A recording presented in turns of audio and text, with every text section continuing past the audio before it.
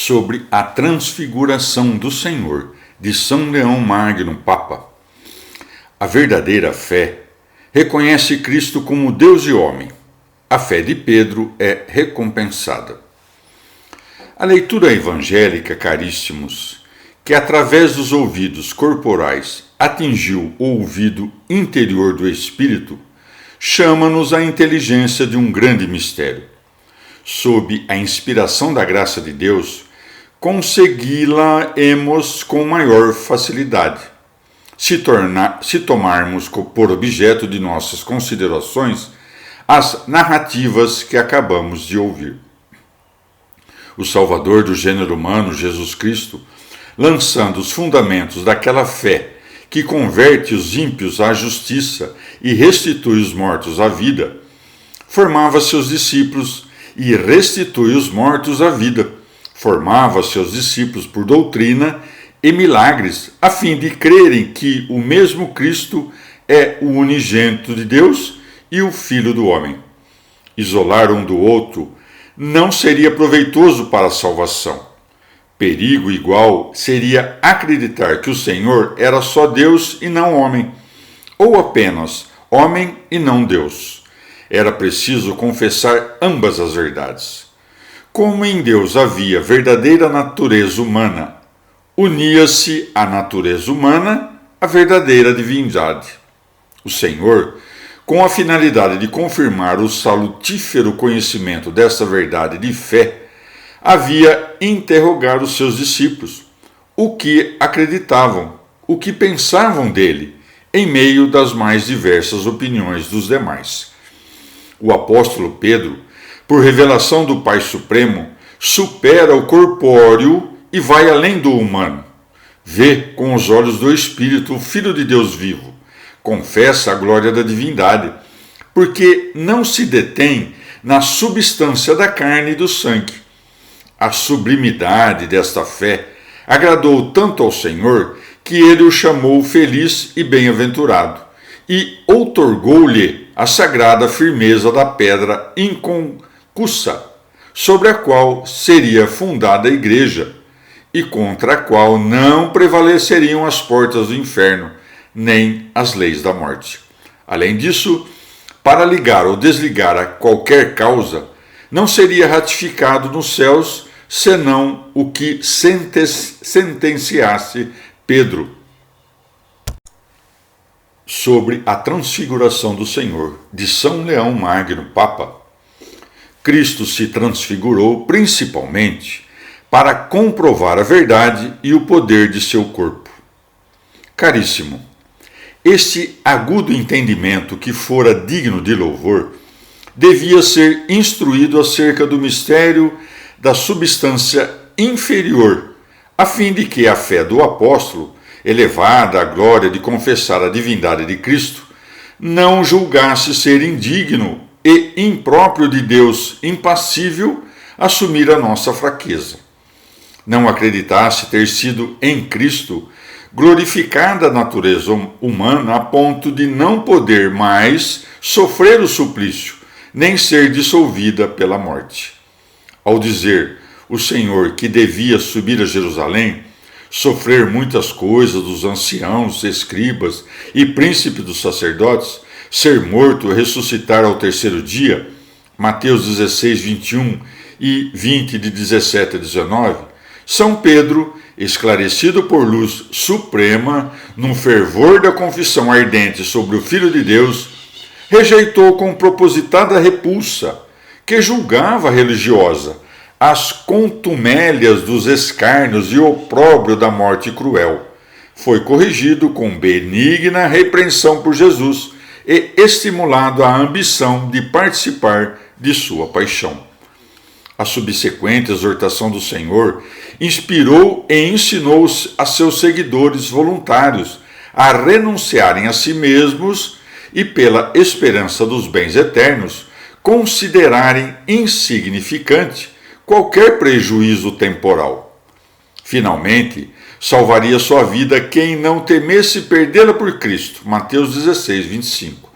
Jesus não queria que os apóstolos de todo o coração, animados dessa constância e fortaleza, hesitassem de modo algum em aceitar a aspereza da cruz, corassem do suplício de Cristo, ou julgassem vergonhosa a paciência de se sujeitar ele à crueldade da paixão, sem perder a glória do poder. Por isso, Jesus tomou a Pedro, a Tiago e a João, irmão dele, Mateus 17:1, levou-os a sós a um monte alto e mostrou-lhes o esplendor de sua glória.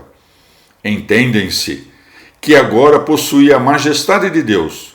No entanto, desconheciam o poder de seu corpo que encobria a divindade.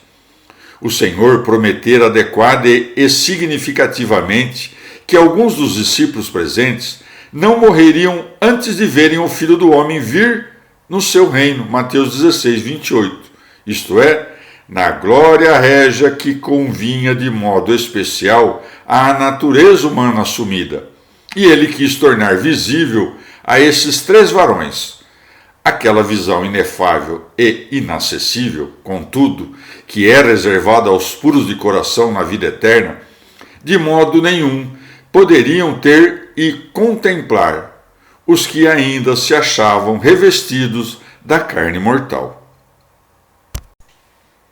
Sobre a transfiguração do Senhor, de São Leão Magno, Papa, Cristo quis também dissipar o escândalo da cruz e confirmar a esperança da sua igreja, a transfiguração da cabeça e dos membros.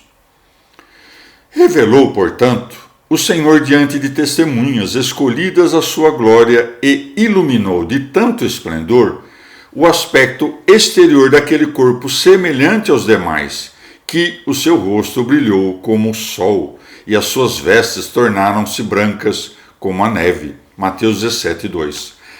A principal finalidade desta transfiguração era dissipar nos corações dos discípulos o escândalo da cruz e que a humilhação da paixão voluntária não perturbasse a fé daqueles aos quais fora revelada a excelência da dignidade oculta. Por igual providência fundamentara-se bem a esperança da Santa Igreja. Conhece todo o corpo de Cristo que transfiguração lhe haveria de ser concedida um dia, e os membros esperassem ser admitidos à participação da honra que previamente refugia na cabeça. Dissera o Senhor a esse respeito, ao falar da majestade de sua vinda: então os justos fugirão como o sol no reino de seu Pai. Mateus 13:43. De modo idêntico, o apóstolo Paulo: eu estimo, efetivamente, que os sofrimentos do tempo presente não têm proporção alguma com a glória que há de revelar-se em nós. Romanos 8:18. E ainda: vós morrestes e a vossa vida está escondida com Cristo em Deus. Quando Cristo, nossa vida, aparecer, então também vós, revestidos de glória, haveis de aparecer com ele. Colossenses 3, de 3-4. Sobre a transfiguração do Senhor, de São Leão Magno, Papa. A aparição de Moisés e Elias significava o acordo entre o Antigo e o Novo Testamento. Este milagre acrescentou mais um ensinamento a confirmar os apóstolos e elevá-los a um conhecimento completo. Moisés e Elias, a lei e os profetas, apareceram a conversar com o Senhor.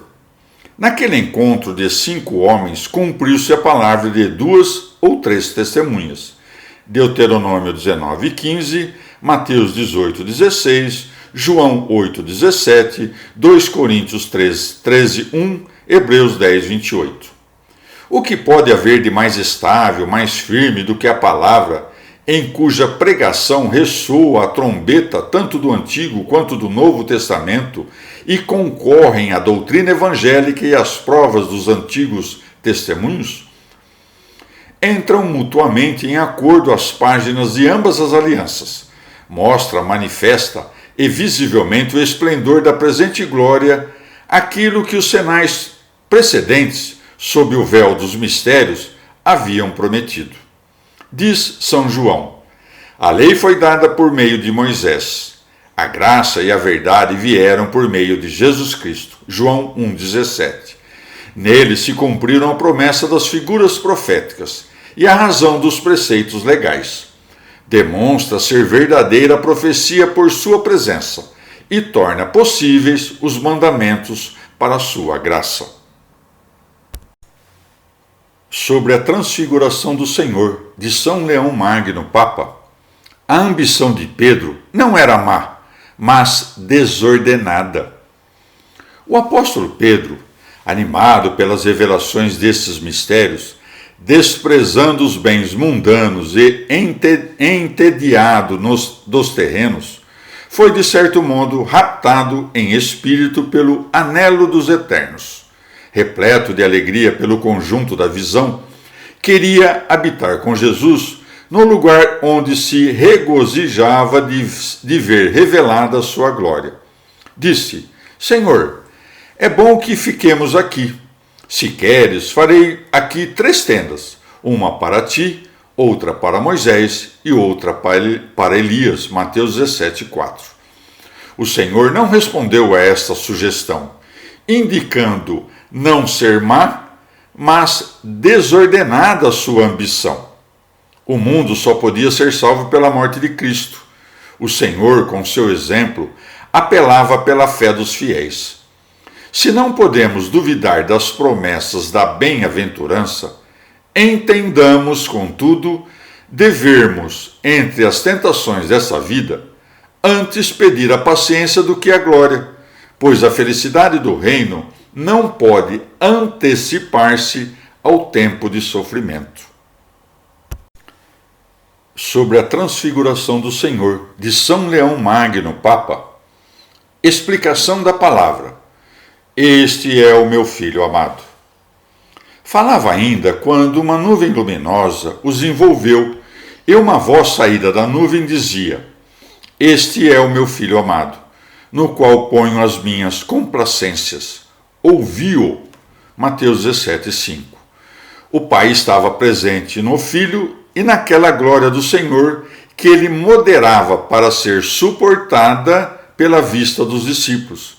A essência do genitor não se separava do unigênito, mas foi sublinhada a propriedade de cada pessoa, pois como o esplendor corporal representava à vista o Filho, ao ouvido a voz provinda da nuvem anunciava o Pai.